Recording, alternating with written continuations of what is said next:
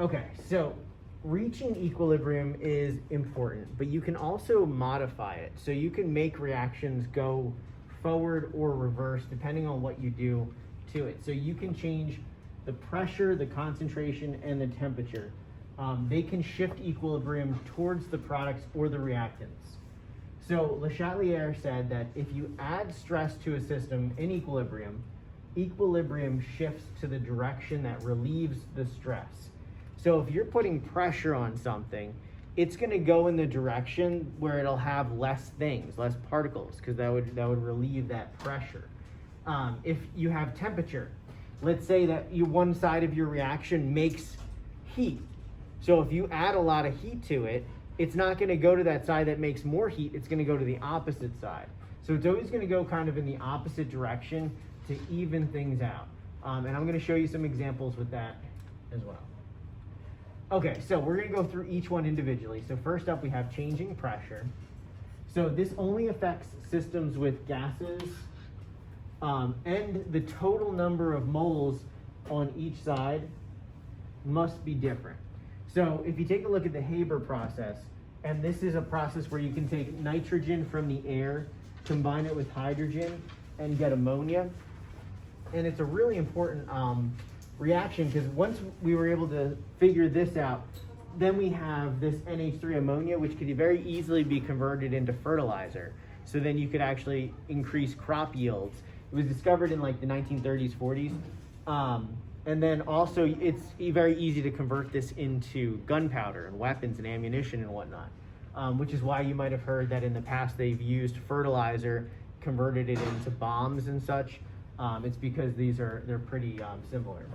Okay, so anyway, if you take a look at this, there's our yield sign.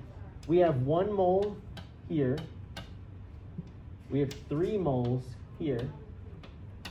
And we have 2 moles over here. So on the left, we have 4 moles total, and then on the right, we have only 2 moles. So there's a difference in moles. And also, they're all gases as well. It doesn't say it here, but they're all gases, so they meet both of the requirements for this. All right. It says, what would happen if we increased the pressure? And again, it says equilibrium reactions usually take place in a closed container. So this is happening in some kind of container. Maybe it's a circular sphere. So all of these things are happening in here, not interacting with the outside world. All right. And it says if we increase the pressure, which way is the reaction going to go? Meaning, which of these arrows is going to be bigger? Is it going to go towards the product side or towards the reactant side? Which one's going to be more likely? Schultz, what do you think?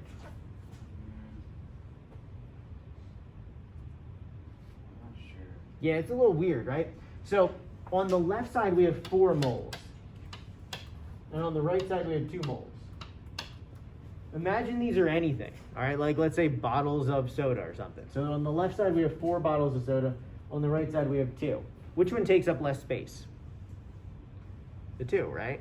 So if you're adding pressure to this, which of these is more likely to exist? The one that takes up more space or the one that takes up less space? Now it makes a little bit more sense, I would guess, right? We want to do the one that takes up less space. So what we would expect is we would expect the products to be favored and then the reactants to not be favored less. So you would end up with more of this ammonia if you increase the pressure. And that's how they actually make this stuff, the ammonia. They increase the temperature, which we didn't talk about temperature here, but they also increase the pressure a lot, which forces it to make more of the ammonia gas, which is pretty cool. All right. So that's kind of how you can manipulate these things. So increasing pressure, it'll go to the side with the least number of moles. All right. So that's kind of the takeaway from it, is if you increase the pressure, it's going to go to the side with the least number of moles. We can also change the concentration. So increasing the concentration of a reactant or product also creates a stress on the system.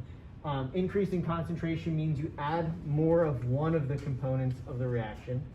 So if we add more A, which way does the reaction go to relieve the stress of that extra A that you added? So if we kind of like let this reach equilibrium, and I like to show little bar graphs for this, just, not really graphs, but like just amounts. So let's say the reaction goes and we have, you know, this is what it's at when it's at equilibrium. That's the amounts for them. And then it's happy, it's at equilibrium. But then you add more A. Well, it's gonna shift to balance it back to where it was, right? So if you added more A, what's gonna happen is now, what's gonna happen with B is are you gonna have more B or are you gonna use up B? What do you think with that? It's an interesting question, right? To make C and D, you have to combine A and B, right? So the levels of B will actually go down, but the levels of C and D will increase. So if you add more A, which way does the reaction go to relieve the stress? It's going to also go towards the product side. Because if you add more A, it's going to use up that A, which means it's going to use up more of the B, and then you're going to make more C and D. All right, so that's kind of how it's working there. If you took away A, the opposite would happen. It would go back to make more A, so then the levels of C and D would go down, and then you'd get more B and A in there. So then it would increase. So it's all about like balancing things out. So if you do something, it's gonna do whatever it can to reverse whatever you do.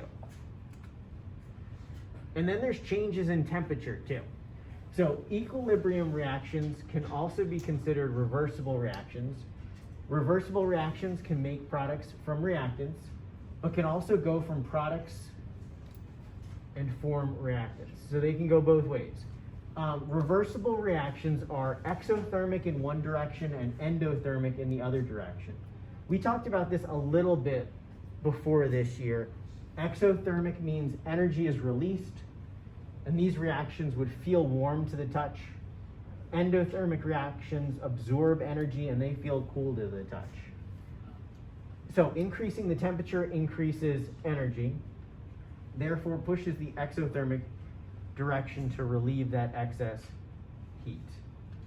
So if we take a look at this one right here, now it's just telling you that there's energy on one side of this equation. And most all equations have energy, we just haven't seen it yet.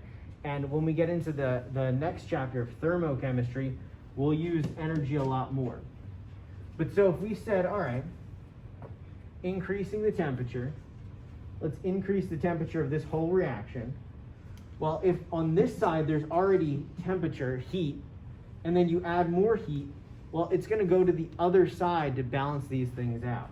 So it'll go in the opposite direction to balance it out. So whatever you're adding to this, it's going to go in the opposite direction. So this is the first one, or maybe the first one that goes in the opposite direction. It goes to the reactant side. But it's just if you add more heat to it. If you take away heat, it would go in the opposite direction. It would go towards the product side.